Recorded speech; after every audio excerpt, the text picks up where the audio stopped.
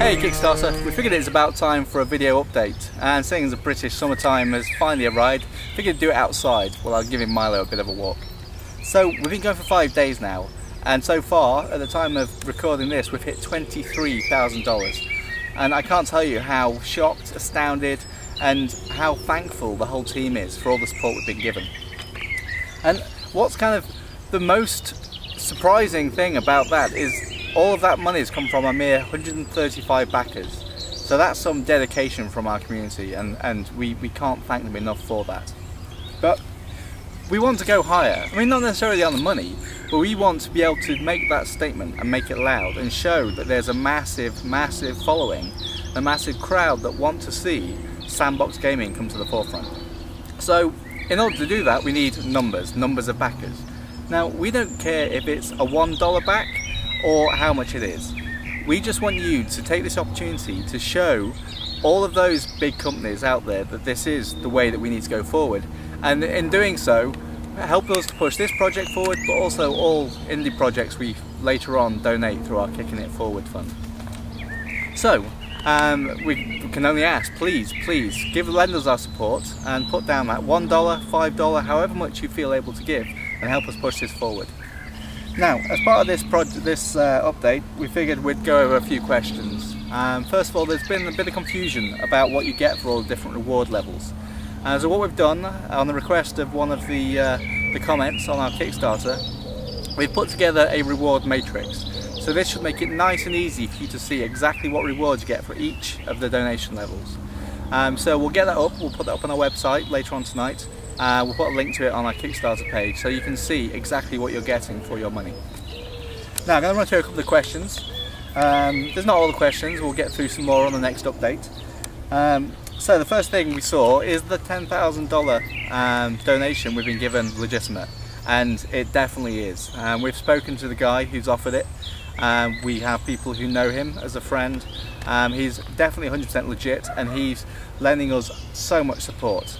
He's recently started a competition on our community forum to create forum signatures, and he's paying a prize out of his own money for that as well. So he's lending all kinds of support. So we are so thankful that somebody has believed that much in our project, that they're giving us that much money. So, another guy has asked if we'll be able to put out more feature videos. Well, absolutely. We already have a lot planned. We were aiming to spread those out over the development term, but seeing as we're asking you for your support through this project, we want to give you a bit more of an insight in what we're trying to do. So maybe on a weekly basis, maybe earlier if we hit certain milestones as far as the number of backers or the amount of funding we've received. But we're going to start releasing some more video vlogs, like the Siege Warfare one I released a couple of weeks back. Going into some more detail on some of the systems. Obviously we can't go into full detail. A lot of systems have yet to be finalised, have yet to be coded, tested, and everything at this time is subject to change between now and release, based on technical limitations, balancing and all that sort of thing. But yes, we will be releasing more feature videos over the coming weeks. Another question is people have been asking how to join the team. We've had some requests from sound artists, from modelers.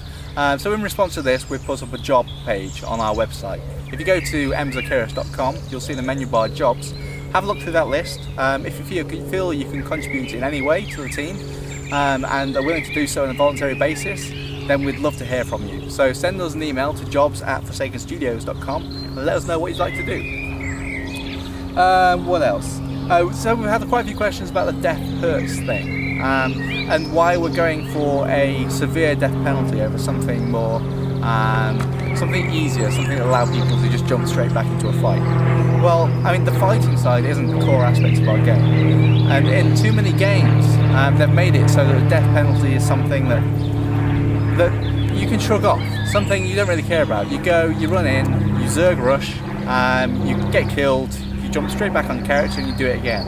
And ultimately the battles come down to who has the most players running back and forward, or who has the most supplies stocked up, or even in some cases which team's closest to the respawn point. And we definitely don't want to see that happen. So we're instituting a death penalty where you will actually care what happens to your character. When you approach a new person in the wild, you'll approach them with respect, because you don't know if they're going to be able to kill you at a whim. If you go into a fight with someone, you're going to plan for that fight. You're going to fight in a more tactical and strategic manner, and you're going to avoid death in every way possible. Obviously, we're not going to make it so bad that the first death you have, you're going to rage quit the game, but we definitely want to make sure that you feel that death, and that you fear that death enough that you're going to take that into account in everything you do in the game. And one other question we're asked is, why don't we make the game free to play as opposed to a subscription based system? I mean, I could go into an entire video blog just on this subject, in why we're going for the paid subscription, and also and why that's worthwhile. But the key point with a game like ours is everyone needs to be on the same footing. The in-game economy is a lot more important than the out-of-game economy. That is how much money one of our players has as opposed to how much their character has. If we instigated a cash shop, which is what you essentially need for a free-to-play game, with microtransactions and all that sort of thing, it would essentially lend the balance of power to those people who have the most money. People would be able to inject money into the economy and throw it completely out of whack. So we have decided, and decided quite early on, that the only real way forward for a game like ours, which is a massive persistent world with a living, thriving in-game economy, and an in-game balance of power that really matters, that the only way forward is to provide a game through a subscription system, so everyone pays the same, everyone gets exactly the same game, so no unbalance at all. So I'm going to leave it at that. I don't want this blog to run too long. All I'm going to say is thank you so much for all the support we've been given so far. 92% funded in 5 days is amazing, and everyone who's contributed to that, you won't be forgotten. You are helping this game come to life. You're also helping sandboxes come to the attention of the people who just don't believe. So thanks a lot. Until next time, farewell.